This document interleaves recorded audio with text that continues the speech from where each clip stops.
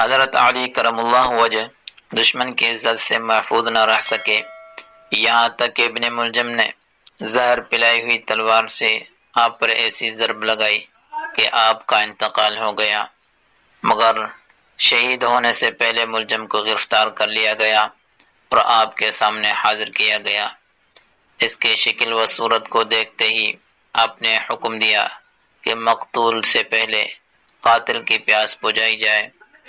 اس جملے میں کتنی معاونت اور اخلاقی تعلیمات مضمر ہیں، یعنی کہ آپ کو بھی پیاس کی شدت تڑپا رہی ہے، مگر حکم دیتے ہیں کہ پہلے میرے قاتل کی پیاس بجھائی جائے۔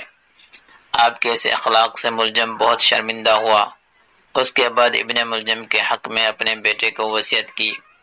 وہ حضرت علی کے اخلاق کی اعلیٰ سے اعلیٰ مثال ہے، اور یہ صرف انہی کے لیے زیب دیتا ہے کہ آپ اپنے فرزند کو وصیت کرتے ہیں کہ اے عبد المطلب کے فرزندوں، مسلمانوں کا بے تکلف خون نہ بہانا۔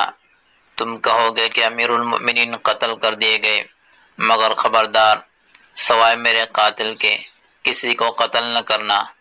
دیکھو، اگر میں اس وار سے مر جاتا ہوں تو اس پر بھی ایک ہی وار کرنا، اس کا مثلا نہ کرنا، کیونکہ میں نے رسول اللہ صلی اللہ علیہ وسلم سے سنا ہے کہ وہ فرماتے تھے، خبردار، کسی ذی روح کو مار کر اس کا مثلا نہ کیا جائے، خواہ وہ کتا ہی کیوں نہ ہو۔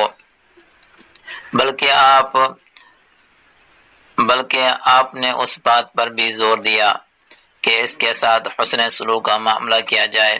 اگر زندہ رہا تو سوچوں گا معاف کروں یا قصاص لوں، اگر مر جاؤں تو ایک جان کا بدلہ ایک ہی جان لیا جائے، اس کا مثلا ہرگز نہ کیا جائے۔